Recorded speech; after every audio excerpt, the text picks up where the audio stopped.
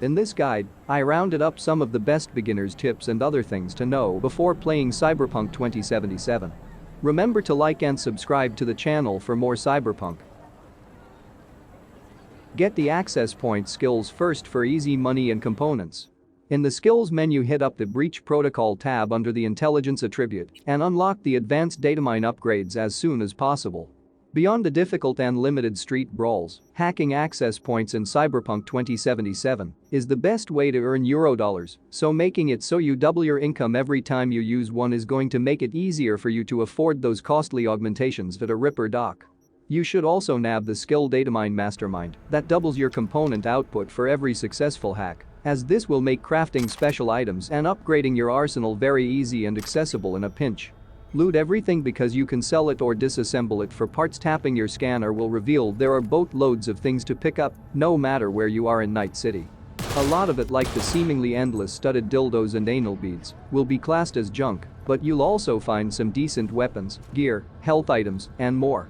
You want to pick up everything you can because you can either sell it all at the vendor machines throughout the map or disassemble it for parts if you fancy doing some crafting. Everything is worth something, even if it's just a few eddies. You can walk away from anything and come back later. You may find yourself starting a mission you've realized you don't want to do yet, or you've reached a point where you'd rather come back later. Maybe your inventory is full and you want to sell some weapons to free up space, or there's an NCPD icon nearby on the map you'd rather complete first. You're completely free to do that because whoever you leave hanging or whatever objective you have up next will wait for you to return. Although chances are, they'll have a snarky comment to make about it.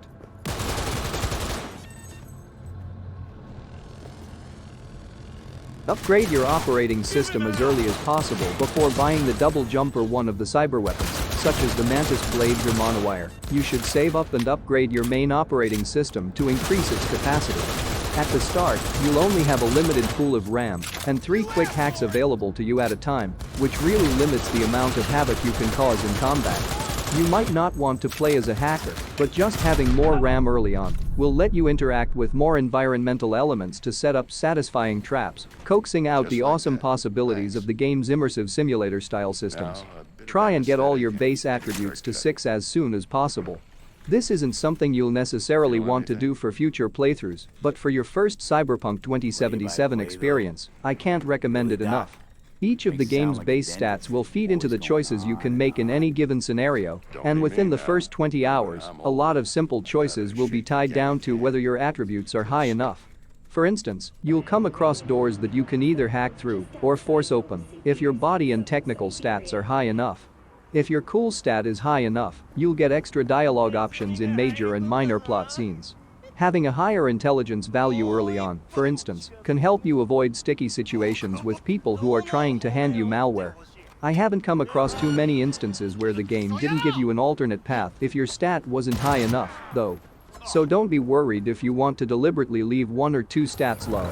I found there was little need for the main body stat because the initial health and stamina perks offer enough of an improvement to help you get by. Go see Wakako Akata straight away. This is something you can do immediately in the first chapter. Wakako is the fixer around Jig Jig Street, Night City's red light district, and she's also responsible for giving you the game's very first mission.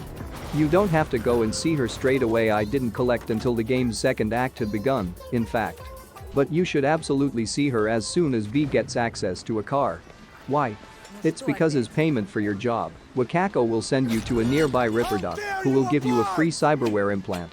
The implant is a tiger claw tattoo that goes onto your hand with one very special ability. It feeds visual information into your guns. That basically means you get a mini wallach when aiming down the sights of your pistols, rifles, shotguns and such, which absolutely turns the tide of every single firefight you're in.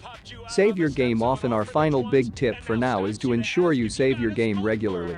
This is essential in all major RPGs, and even more so for Cyberpunk 2077, as there are multiple endings in the game, and, unless you want to start afresh each time, you can see several of them by heading back to earlier saves.